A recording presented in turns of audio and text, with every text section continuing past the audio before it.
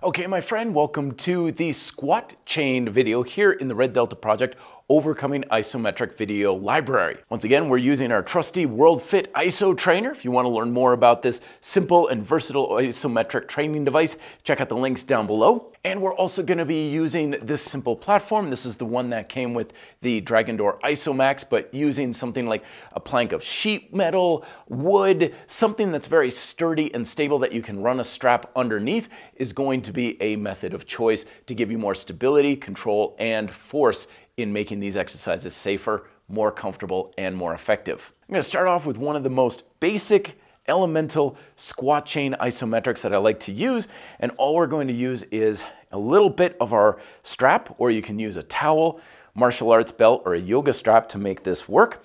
This is an isometric lunge. We're placing the strap underneath the foot, kind of close to the back of the arch or near the heel. We don't want to feel like we're pressing into the ball of the foot with these exercises. Instead, we're kind of pulling into the heel, sort of as if I'm pulling back a little bit. So that way, I'm engaging my hamstrings and my glutes to a very high degree. Knees right over toes. All these exercises, think hip to heel or ass to ankle. The closer you get your hips to your heel, the more mechanically challenging these are going to be, and therefore the more effective they're going to be. And then we just simply shoulders back, torso and shin are at the same angle. I'm not upright. I'm not leaning way forward either. Knee off the ground, and I'm driving up with the leg.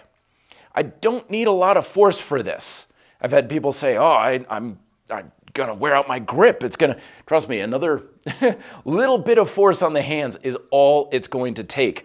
My right leg right now is going absolutely crazy holding this because I've got the resistance of my body weight, and the force going into the strap is just putting the cherry on top. Knee down, and then we just go to the other side. Get a good balanced position. Take your time getting set up. Remember, you always want to have a gentle 3 to 5 second ramp up of tension and holding for the allotted amount of time, depending on how you're programming.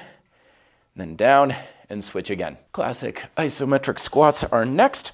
For this, we're definitely going to want a platform of some sort because, again, if you put your feet on a strap and then you're pulling up, there's this caving in pressure on the sides of your feet, which you can certainly do your squats just fine with that. But remember, the less stable and more uncomfortable you are with these exercises, the less force you can place into your body and tension in your muscles. So you're going to have the handles roughly about knee height, maybe a little bit lower, and it's going to look very close to a conventional like trap bar deadlift. But the devil is in the details. We don't want to be driving like our hips up. Instead, we want to feel like we're pressing upwards with driving into our quads and our glutes. Torso is at the same angle as the shin, gripping the plate with your toes, so your calves, glutes, hamstrings, quads, everything is on.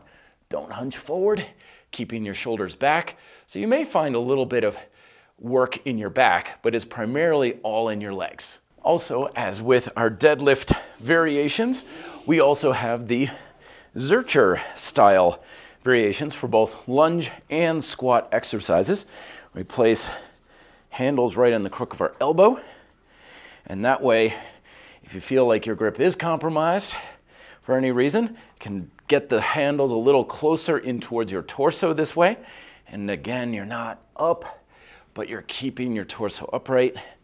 And I'm driving very powerfully straight into my feet, kind of again to the back of your arch or into the heels, and release. If you are having any trouble building up your quads, give the isometric Sissy Squat a try.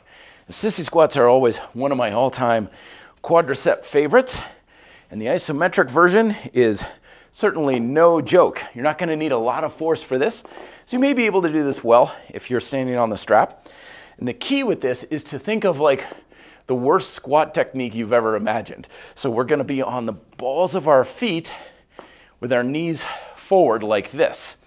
you may want to have your hand supporting something, and the straps are going to be very low for this because you don't want to rise up very much. Again, hip to heel, shoulders are back, and all I'm doing is trying to push my hips away from my heels while doing this exercise, and it's going to be all in the quads. Try to keep a little bit of tension in your glutes to maintain stability, but it also helps to keep stress away from your knees, and you can micro adjust the resistance also by how far forward you're pushing your hips so the knees are forward even more. And I can't really do that because the toes on my right foot don't bend back very far, but if you can get really far forward with the knee, you're going to find that your quads are going to get a lot of work from this isometric, and it's going to be very effective for making them bigger and stronger. Isometric hamstring curls are a very good way to hit the back of the legs. We're not going to use any equipment for this. This is a loadless type of isometric training, and you're just going to lay on the floor here with your shoulders packed down and back. Lift up your hips, but that's not the exercise as lifting the hips. It's more of trying to pull your heels backwards while you do this. So I'm up, glutes are tight, and I'm trying to squeeze the floor together between my shoulders and my heels. Gently release. Be careful the first time you do this though. It can be very intense on particularly your biceps femoris muscle. Might cramp a little bit. So gently apply force. Maybe don't bring your hips quite as high at first. And then as your muscles get used to the intensity, you can make them contract harder and make them much stronger. And then finally, we have isometric calf raises. This one's a bit of a stability challenge as well. So you might want to have a hand on a wall or something sturdy. We're going to place our handles roughly about mid-thigh height. So you want to be standing with flat feet, your shoulders back. And I have the straps in the palm, not quite the fingertips, so maybe a little bit more there. Place all the weight on the balls of your feet. Make sure that you have a little bit of your straps just behind or in front, so that gives a little bit more stability. And all you're doing is bringing yourself up and essentially trying to pull yourself back down with your arms. And that's really going to be intense on your calves. So again, ramp up gradually in case you have any sort of cramping issues. The key with all calf raise exercises is to include all of the other muscles in your squat chain. So tense up your quads, your glutes, your hamstrings, your back. This should be a full body exercise. You're just placing an emphasis on your calves. And as with all overcoming isometric exercises, there are loads of variations of these, different heights, different foot positions, different rotation and internal rotation of your feet. There's lots of variations you can play around with, so be creative. Find what works best for you to drive as much tension as possible into the muscles that you're targeting in your lower body.